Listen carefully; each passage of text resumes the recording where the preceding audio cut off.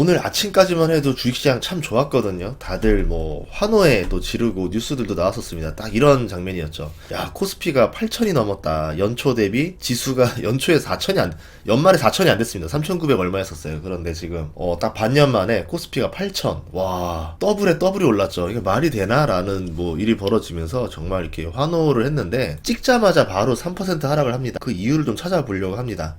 말이 안 되잖아요. 코스피가 뭐 오늘 시작부터 마이너스 3%로 시작했으면 어젯밤에 미국 시장에서 뭐 안 좋은 일이 있었으니까 이렇게 진행될 수 있구나라 봐야 되는데 어젯밤에 문제 없어서 미국 증시 많이 올랐었고 그리고 오늘 우리도 그 분위기 이어받고 시작하자마자 꺾였어요. 미국 증시 떨어졌느냐? 안 떨어졌습니다. 뭐 나스닥 선물로 0.2% 정도밖에 하락 안 하니까 그냥 코스피만 하락하고 있다라고 보면 돼요. 이런 거는 어떻게 해석해야 되느냐? 뭐 미국 증시도 떨어지고 한국 증시도 떨어지면은 글로벌적인 문제겠구나라고 볼 수 있는데 미국 증시는 안 떨어지는데 한국 증시만 이만큼 떨어졌고 그 전까지는 한국 증시 이만큼 올랐다가 지금 또 이만큼 떨어지죠. 그럼 우리는 해석을 해봐야 됩니다. 하락 시그널은 아니라고 생각해 볼 수도 있고 다른 시그널이 있는 건 아닌가? 그거에 대해서 이야기를 해보려고 합니다. 코스피가 연말에 3,935까지 갔었다가 26년 되면서 랠리를 찍습니다. 제가 2026년 새해에 대통령 꿈을 꿨어요. 낮잠을 자고 있는데 갑자기 저희 집에 와서 가지를 않아요. 제발 좀 가시라고 하는데 안 가. 저는 모르겠어요. 일해야 돼요 하니까 저 일하는데 주식 유튜브 촬영하는데 와가지고 계속 구경하고 있는 거예요. 이게 뭐지? 그래서 저는 이 시그널을 복권이라 생각해가지고 복권을 그날 10만원치 샀습니다. 1,000원당 한 번호잖아요. 같은 번호로 10만원치를 샀어요. 한 100억 걸리겠구나. 그 꿈이 로또 꿈이 아니라 주식 코스피 꿈이었구나 라는 거를 나중에 알게 됐죠. 코스피가 2배 올랐습니다. 그때부터. 지금 외국인들 보면요 계속 팔고 있습니다. 그러니까 범인이 뭐냐면 외국인이에요. 개인이 계속 팔았어요. 연초부터 계속 팔았는데 외국인이랑 기관이 사면서 나중에 올랐고 기관이 먼저 샀고 4월 달에는 외국인이 사고 이러면서 코스피가 쭉쭉 올랐는데 이제 5월 들으면서 외국인의 전략이 바뀝니다. 매도를 세게 하죠. 개인은 엄청나게 매수를 합니다. 그런데 기관을 보면은 사는 건지 안 사는 건지 헷갈려요. 근데 이 금융 투자를 보시면 강한 매수세가 들어옵니다. 이 금융 투자가 ETF다. 그러니까 ETF는 누가 사는 겁니까? 개인이 사는 거죠. 그러니까 외국인과 개인과의 싸움인 거고 그럼 기관은 누구를 봐야 되냐면 이럴 때 보험이랑 투신을 봐야 되는데 보험과 투신 보시면은 뭐 큰 매도라고 할 수는 없지만 계속 꾸준히 매도하고 있었습니다. 장기적으로 야금야금 파는 거죠. 규칙들이 있단 말이에요. 포트폴리오에 대한 비중이나 이런 것들 때문에 그게 자꾸 셀이 나올 수밖에 없었던 거고 연기금을 또 국민연금을 보면 이런 얘기가 나옵니다. 국내 주식을 SAA 이탈 허용 범위도 넘어갔다. 예전에 그 SS 이탈 허용 범위를 좀 해가지고 그래도 좀 더 살 수 있었다 이랬는데 작년까지만 해도 나왔던 뉴스입니다. 근데 이제는 150조 원 이상 상당의 국내 주식 매도가 필요하다라고 합니다. 150조 원이면 지금 코스피 거래대금이 50조 원 정도 돼요. 하루 1일 대금이. 거래대금은 샀다 팔았다 해도 50조 원이. 제가 5천억 가지고 100번을 매수 때리면 50조가 되는 겁니다. 엄청난 레버리지로 회전하는 게 거래대금이기 때문에 순매도로 보는 게 나은데 150조 원을 처분을 하려면 하루에 3조씩 순매도를 50일, 50거래일이니까 실제로 한 2달 반 정도를 내리 팔아야 됩니다. 3조를 2달 반 내리 팔면은 난리 날 수 있겠죠. 그리고 하루에 1조씩만 판다 쳐도 150거래일이니까 실제로 하면은 한 6개월, 7개월 정도를 계속 셀을 때려야 됩니다. 이게 어떻게 보면 나중에 언젠가는 결정을 해야 되겠지만 아니면은 뭐 SAS 허용 이탈 범위를 더 늘리는 방법도 있겠지만 뭐 이게 나중에는 조금 이제 그 분위기에 좀 찬물의 요소가 될 수도 있다라는 거죠. 또 하나는 외국인들이 선물 매도도 세게 때려놨어요. 3개월 동안 보면은 하방의 포지션을 많이 쌓아놓고 있습니다. 그러니까 외국인은 주식도 조금씩 팔고 선물도 매도를 때려놨다라는 거는 외국인 입장에서는 그냥 조금씩 좀 정리를 하고 싶어 한다? 뭐 이렇게 볼 수도 있겠죠. 자, 그런데 이런 생각도 해봤어요. 그런데 미국 주식은 왜 안 떨어지고 코스피에다가만 이렇게 하고 있는 건가? 라고 봤는데 이런 전략이 있습니다. 제가 그 전쟁 공부를 하는 이유는 제가 뭐 전쟁을 좋아서 하는 게 아니라 주식 투자할 때 인문학적인 요소들도 정말 필요하거든요. 그러니까 주식 공부하려면 이런 게 알아야지 의심을 해보고 대비를 할 수가 있는데 이걸 모르면은 그냥 좋은 게 좋은 거에 하다가 어느 날 당한단 말입니다. 그래서 뭐냐면 전쟁에서 가장 크게 승리할 때 공통점들이 있는데요. 주력군 대 주력군끼리 그냥 무식하게 들이받는 경우는 별로 없습니다. 먼저 서로 규모가 크기 때문에 대치를 해요. 그런 다음에 주력 주력군이 앞에 있는 척 하면서 상대방 주력군을 앞에다가 이제 시선을 잡아둡니다. 그러니까 대형주로 시선을 잡아두고 그 다음에 뭐합니까? 병력을 뒤로 빼돌려가지고 텅 빈 후방에서 기습을 때리는 거죠. 이렇게 됐을 때 후방에서 전열이 무너지고 났을 때 주력군으로 밀고 내려가면서 상대방을 섬멸하는 수준으로 갑니다.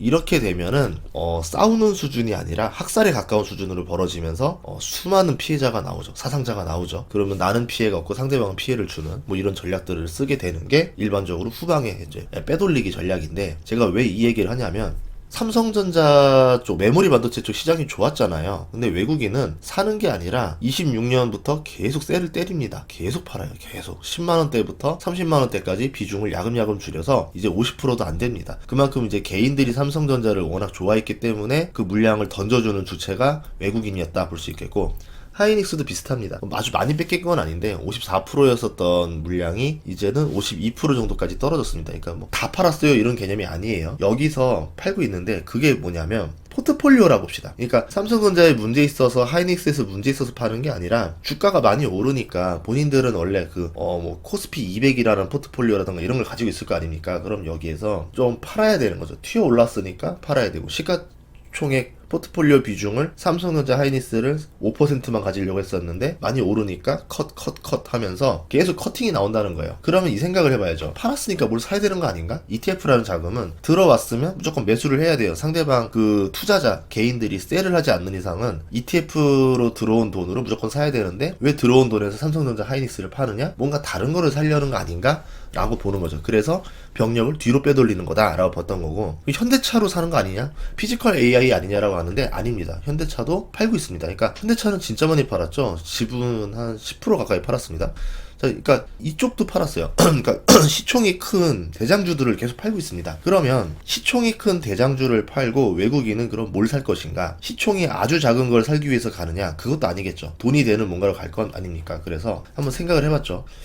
이게 그러면은 뭐 코스피 하락의 시그널이냐? 그것도 아닐 수도 있다라는 게, 지금 나스닥 신호가 너무 좋아요. 물론 메모리 위주로 올랐기 때문에 삼성전자 하이닉스가 그렇게 올랐던 거긴 하겠지만 이 정도의 상승세인데 안 떨어지고 있다. 그렇다는 얘기는 외국인이 뭔가 다른 거를 사고 있는 거 아닌가라 생각해서 그런 걸 좀 찾아봤었습니다. 첫 번째는 뭐였냐면 바이오가 그래도 덩치가 크거든요. 그래서 바이오 중에서도 보니까 셀트리온 같은 경우는 한 20% 정도였었어요. 그 외국인 지분율이 24%를 넘어갔습니다. 물론 주가는 별로 안 올랐어요. 19만원 정도에서 25만원 찍었다가 다시 19만원 원으로 내려왔는데, 그런데 외국인은 아랑곳하지 않고 지분을 늘려가고 있습니다. 외국인들 투자가 그런 경우가 되게 많아요. 우리 개인들은 오늘 주가가 오르는 걸 사고 싶어 하는데 외국인들은 떨어질 때마다 사서 모읍니다. 이런 경우도 있어요. 아예 이 주식이 안 오르길 원하는 외국인 투자자들도 있어요. 이게 뭐냐면 안 오르면 PER이 낮은 상태가 되고 그 상태에서 배당금이나 늘려서 배당 수익으로 뽑아 먹어도 되니까 뭐 이런 경우의 전략들도 존재는 합니다.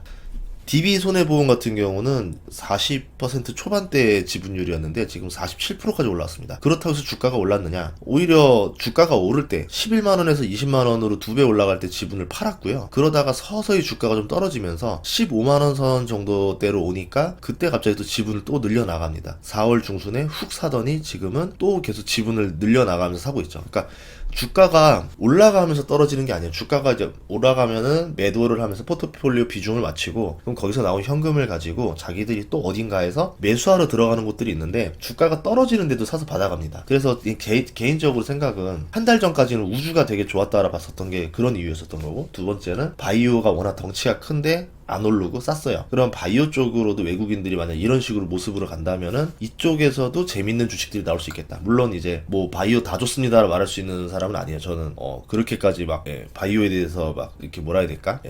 관대한 사람은 아닙니다. 이렇게 좋아하진 않는데, 그런데 이제 그런 선입견을 날리고 그럼에도 불구하고 몇몇 덩치 큰 바이오 기업들 괜찮은 것들은 있다 정도는 알고 있어요. 예를 들어서 그러면 이제 그런 데들 말고 또 이번에 테크 쪽으로 워낙 많이 쏠렸으니까 또 다른 데로 또 수요가 갈 거 아닙니까? 그러니까 이런 힌트들이 어디서 나오냐면 미국 주식에서 많이 나와요. 그러니까 미국 주식에서도 보면은 먼저 어떤 그 섹터로 돈이 흐르고 나면은 조금 있다가 한국에서도 같은 섹터가 나중에 같이 올라가는 모습들 보여주거든요. 그래서 미국 주식 공부를 해두는 게 좀 필요합니다. 개인적으로 뭐 지금 뭐 이유는 이렇게도 얘기하죠. 뭐 트럼프 대통령이 이란에게 더는 인내하지 않겠다 뭐 이런 얘기들 때문에 주가가 떨어진 거다라고 하지만 저는 그렇게 보진 않고, 외국인이 매도를 하는 것도 뭔가 본인들이 이제 대장주는 팔아야 되니까 삼성전자, SK하이닉스, 현대차만 팔아도 외국인이 순매도세로 착시 효과가 나옵니다. 물론 팔긴 팔겠지만 결국은 또 그 와중에서도 계속 사는 주식은 또 나오기 때문에 그 사는 주식을 찾아내는 연습을 해보자 라는 거고, 제 투자 방식이 약간 외국인 투자 흐름이랑 굉장히 비슷해요.